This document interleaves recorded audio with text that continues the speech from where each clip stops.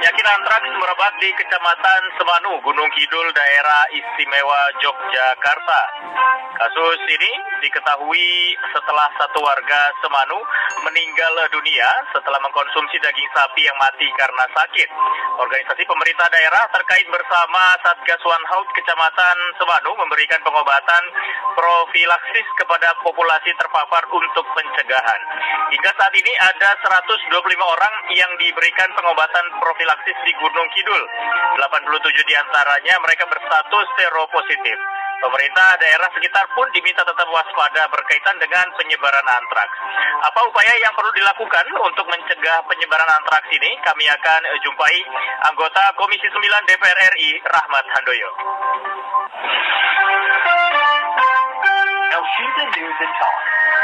Anda pendengar bisa memberikan komentar dan tanggapan mengenai hal ini ya. Kami buka line telepon kami di 0215869.000 atau pesan singkat WhatsApp 08118065543. Pak Rahmat, meskipun ini kasus lama ya antraks ini, tapi kembali mencuat karena ada mungkin kesalahpahaman yang dilakukan informasi mungkin yang dilakukan oleh masyarakat. Tapi bagaimana ini untuk mencegahnya? Apa yang harus dilakukan pemerintah, Pak Rahmat? Ya, saya kira ini meskipun penyakit lama Mas Muhammad ya, tapi kita harus menjadi perhatian bersama ya, berkaca dari kasus antraks yang di Gunung Kidul ini, bahwa perhatian dan tugas pokok fungsi pemerintah tidak bisa hanya diserahkan kepada Kementerian Kesehatan. Kan ini adalah menyangkut ternak kan. Kita juga harus ada fungsi dari Dinas Peternakan dalam ini Kementerian Pertanian. Jadi salah satu kunci utama bagaimana adalah ada dua hal, dari sisi pencegahan, yang kedua adalah bagaimana untuk pengobatan.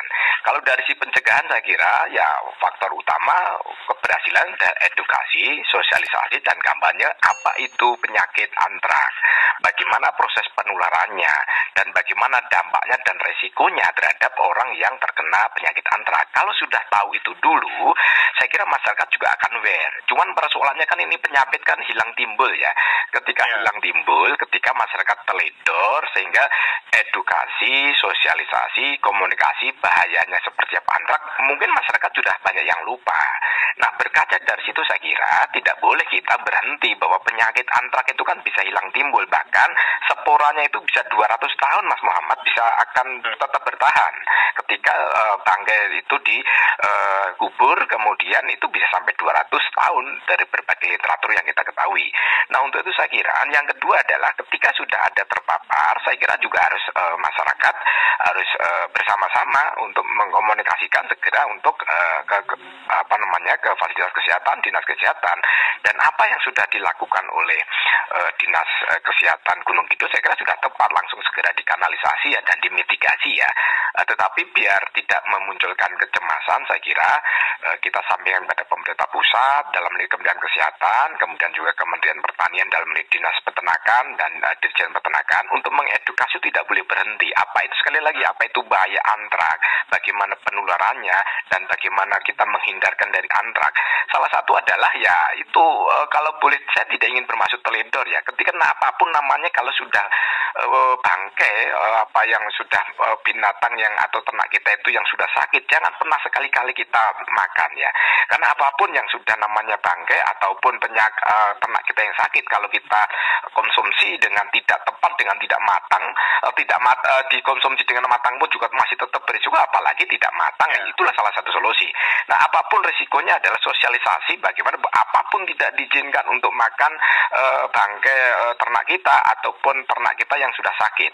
Nah, yang kedua adalah edukasi sosialisasi yang sekarang di wilayah yang potensinya sangat tinggi di Gunung Kidul dan sekitarnya itu, saya kira selama 10 tahun ke depan itu harus ada vaksinasi ternak kita untuk bisa mengantisipasi jangan terjadi penyebarannya. Karena sekali lagi Mas Muhammad, bahwa ini penyakit hilang timbul karena itu sporanya kalau sudah masuk ke tanah ya bisa menular, kemudian mengingat kepada ternak, itu bisa tertular dan itu bisa menyebarkan. Nah, meskipun ini adalah proses penularannya dari binatang kepada ke orang, binatang ke binatang, meskipun belum terbukti bukti dari orang ke orang, tapi kan resikonya juga masih tetap tinggi, masih meresahkan.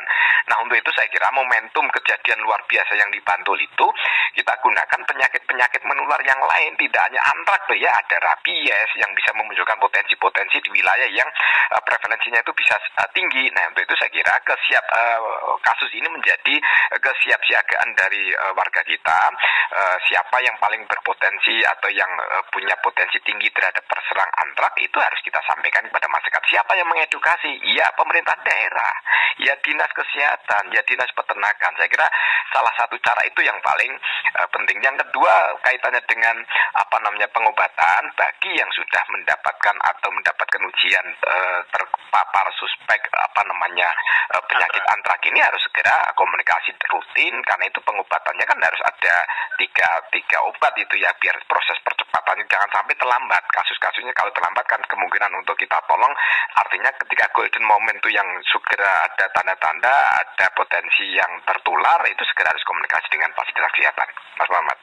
Baik, Pak Rahmat, tapi kalau dilihat dari kasus ini ya, kan memang sudah lama sebetulnya belum pernah mencuat kembali nih. Mungkin sekitar 10 tahun terakhir tidak ada kasus antraks begitu yang menyerang manusia mungkin ya. Kalau hewan ternak mungkin masih ada beberapa. Tapi ini apakah bisa dikatakan keteledoran juga ini dari Dinas Kesehatan terkait atau Kementerian Kesehatan tidak mengawasi masyarakat tadi mengkonsumsi atau memberikan pencerdasan untuk tidak mengkonsumsi hewan tercemar antraks begitu, Pak? Saya tidak berbicara soal keteledoran atau tidak ya, tetapi paling tidak bahwa